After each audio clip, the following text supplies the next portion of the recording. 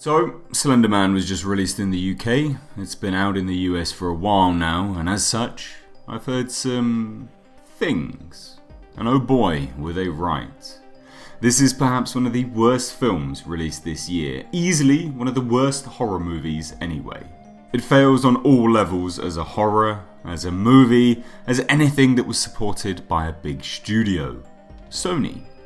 So let's break it down, dissect it, and just pull it apart in this hate review of Slenderman.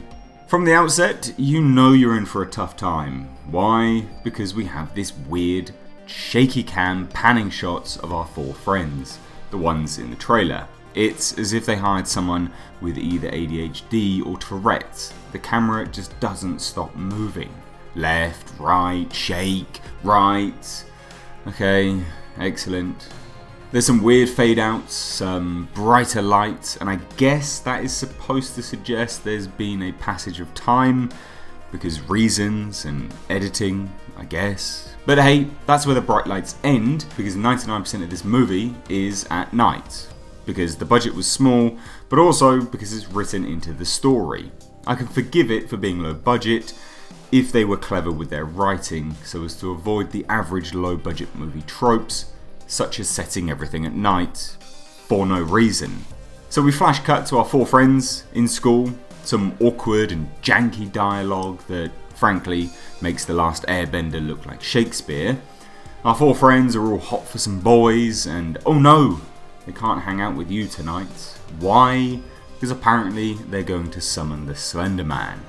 The story then takes a weird turn when the girls are all sat around at one of their houses watching porn. Is that what teenage girls do? Do they just sit around in a big circle watching porn together? Anyway, there's some awkward and badly handled dialogue that indicates one of these girls has an alcoholic father and wants to get away from everything. Ooh, foreshadowing at its finest. And then they decide to summon the Slenderman. They do this by watching a video on some webpage, because this is a modern horror, and that's the new trope that's doing the rounds, internet horror demons. After watching the video, they hear 3 bells, and apparently that is Slenderman summoned. They say this in the film, they have summoned him. But apparently, this particular summoning is for Slenderman to appear and just make you go a bit crazy. To really summon him, to like super seriously serial summon him, you have to do it again. Which they do, later, in the woods, at night. What the fuck is the point of the first video? If that was a video designed to summon the Slenderman, why do you need to do another ritual to summon him again? If they didn't do the second ritual, would he have just messed with them a bit, here and there, making them go a bit insane? Or would he have eventually turned up? Anyway, I guess I'm an idiot because it made no sense to me, but it apparently did to highly paid screenwriters in Hollywood. So anyway, after their first summoning, they then apparently go on a school field trip to a graveyard, because that's commonplace and definitely not only added because it's cliche. One of the friends, you guessed it, the one that wanted to get away from it all, starts freaking out, or at least is distant, and the friends, being friends, say, "Oh no, come along, don't stay behind." But then for some reason they walk off and leave her, staring at the woods. For starters, why? If she's your friend, did you just walk off and leave her? How far did you walk away until you realised that she wasn't with you? Did you walk a bit, turn around, tell her to come along, or what? Because in the very next scene, and this confuses me, they act as if she has just vanished off the face of the earth in broad daylight, when they were slowly walking away from her. So anyway, foreshadowing prophecy completed, the friends start freaking out. The Slenderman must have taken their friend. Oh no. So we have 3 friends left. They decide to go into the woods at night to summon Slenderman, again, to ask him for their friend back. One of the friends brings blindfolds for them all, because if you look into Slenderman's face, you go super crazy. Not the first type of crazy he makes you when you first summon him.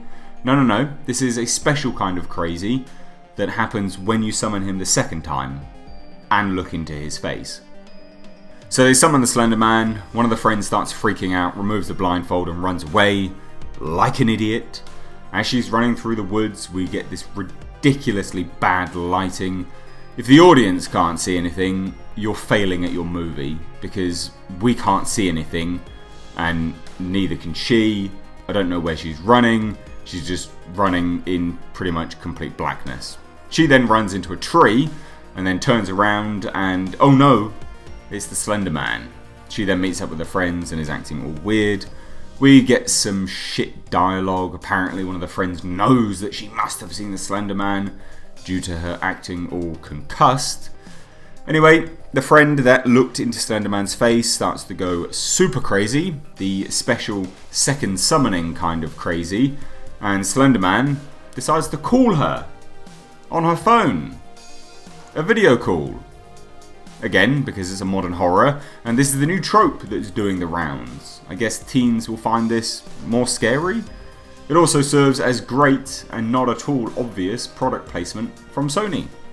So Slenderman, being the modern horror man that he is, video calls our crazy friend and shows himself going through walls and doors, but has to walk upstairs. I'm confused as to why a horror villain that has the power to phase through objects has to walk up a fucking flight of stairs. So anyway, this girl starts freaking out, thinks the Slender Man is strangling her.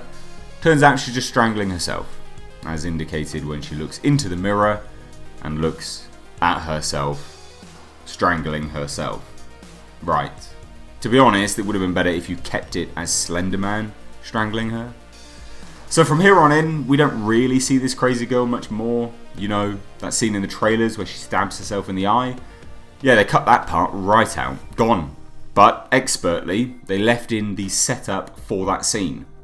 So our friends are in biology class, being told to cut eyes open, which would have been the setup for the scene they removed. But because they left it in, and nothing happens, it's just this dumb, empty, pointless scene that doesn't add anything and only serves to inform the viewer that these friends have binned off their mate. Anyway, the story stumbles from here to our third act, where one of the friends discovers more about Slender Man, incredibly, by googling pattern of missing persons. Why and how did that give you more information on Slender Man? Why didn't you just Google Slender Man? Why does googling pattern of missing persons provide more information? Again, maybe I'm just stupid, but it's a keyword search, and that doesn't sound very key to the Slender Man. Our friends argue a bit. One of them decides, oh no, I'm sick of this Slender Man nonsense now, I'm done with it, no more Slender Man for me, I'm full. Decides she's going to go off and bang one of the boys she has the hots for, and the Slender Man starts messing with her there, because apparently he doesn't want her to get off. Which then leads to one of the most hilarious scenes, which quite literally had the audience in the theatre laughing out loud. This guy puts on some slow guitar music, which sounds like it's pulled right out of a 70s porn movie, and starts to get fresh with this girl. She then starts freaking out, and the guy is frozen in midair over her, pulling dumb faces. Honestly, if you've seen it, you'll know exactly what I'm talking about, and you likely laughed out loud as well.